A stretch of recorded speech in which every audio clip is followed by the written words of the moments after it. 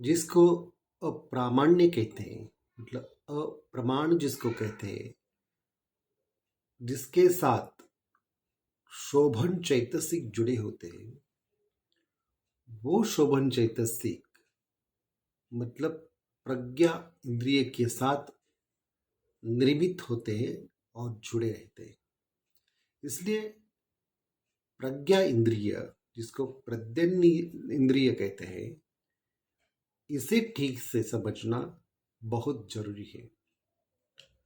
पकारेण जानाति ती पय्या, पय्या व इंद्रियं पय्येन्द्रियं, मतलब पकारेण जानाति ती पय्या, कोई भी चीज को, वस्तु को या व्यक्ति को दुख, अनित्य, अनात्म, दुख समुदय, निरोध, दुख निरोध गामिनी प्रतिपदा, साथ ही कुशल अकुशल कर्म, कर्मफल आदि प्रकारों से जिसे जाना जाता है, जिसके साथ मतलब किसी भी वस्तु को अलंब स्वरूप देखते हुए उसके साथ जब यह सब चीजें जुड़ी होती है, इसे प्रज्ञा कहते हैं। मतलब विविध प्रकार से पकारेण जानाति तिपय्या, विविध प्रकार से जब चीजों को, वस्तु को अथवा व्यक्ति को जाना जाता है, तो उसे इस प्रकार प्रज्ञा से जाना गया है, ऐसा कहा जाता है। ये अविद्या मतलब अविद्या के वश में रहने के कारण या उसका अधिपत्य होने के कारण इसको इंद्रिय कहा जाता है। मतलब कोई भी चीज अविद्या के अभिवश होने के कारण उसको इंद्रिय कहा जाता है, इसलिए इसे भी प्रज्ञा इंद्रिय कहते हैं। मतलब ये अविद्या के अभिभव में नहीं है, फिर भी कोई भी चीज जो उत्पन्न होती है या कोई भी चीज का जो निर्मित स्थान है, वह प्रथम अविद्या से होती है।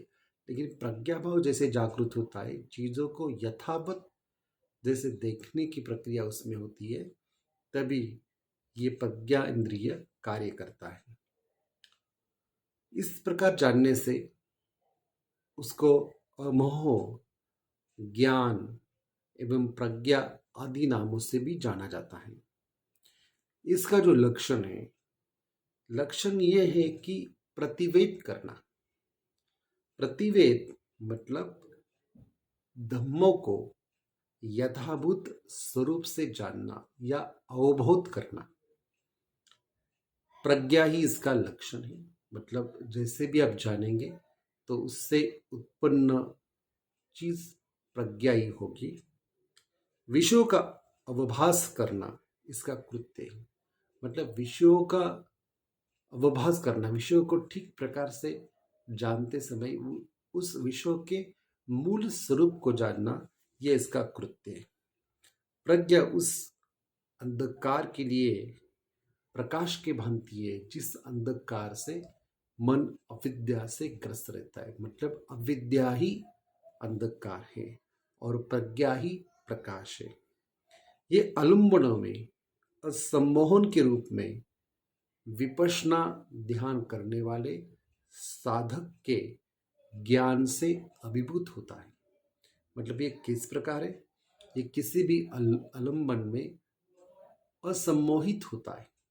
मतलब किसी भी प्रकार का सम्मोहन इससे नहीं होता। जो कुछ होता है वो ज्ञान की प्रक्रिया अपने आलम्बन के विषय में बलवान होती हुई इससे जानी जाती है, या अनुभूत की जाती है।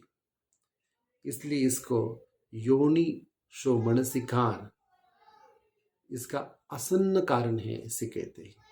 मतलब कोई भी चीज को जानते समय उस चीज को, उसके स्वरूप को, उसकी प्रक्रिया को सब प्रकार से, ठीक प्रकार से समझना, जानना, या एक प्रकार से प्रज्ञा का भाव, ज्ञान का भाव अपने विकसित करना। प्रज्ञा एक कुशल धर्म है। अंतः अनवत कर्मों से इसका संबंध होना चाहिए। मतलब जो हम कर्म कर रहे हैं, जो नहीं हो रहे हैं, इससे ही इसका संबंध बना रहता है और अच्छे कर्म उससे बन जाते, हो जाते हैं, क्योंकि मन में ही प्रज्ञा का भाव उत्पन्न होता है और उसके अनुसार प्रत्येक जो क्रिया है वो उस प्रज्ञा भाव से हो जाती है। इसलिए उससे ज्ञान ही निर्मित होता है, अज्ञान नहीं। बातें करने वाले व्यक्ति में जैसे वाक चातुर्य होता है, या कोई भी पढ़ने वाले व्यक्ति में ज्ञान का चातुर्य होता है, तो इसको प्रज्ञा नहीं कहते, क्योंकि ये सब वाक चातुर्य के कारण होता है।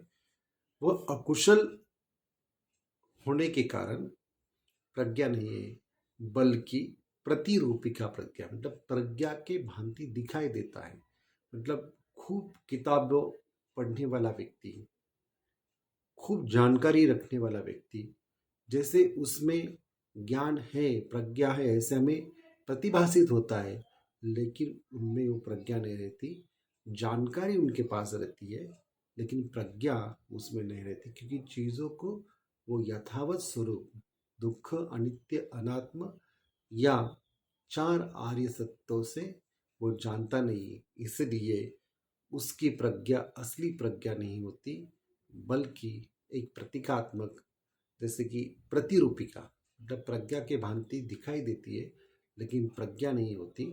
जो कुछ चीज होती है वो सभी चीज एक प्रकार से जानकारी होती है, वास्तविक प्रज्ञा अवस्था से उसका कोई संबंध नहीं होता। इसलिए इस प्रज्ञा इंद्रियों को हमें इसलिए जानना चाहिए, क्योंकि हर कृत्य करते समय, हर बात समझते समय हमें दुख, अनित्य, अनात्म, कर्म, अकर्म, कर्मफल, या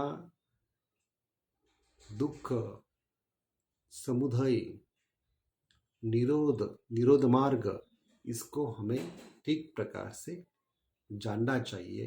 तभी हमारे आलंबन में प्रज्ञा का ये भाव विकसित हो सकता है और हमारी प्रज्ञा इंद्रिय अधिकतम बलवान हो सकती है।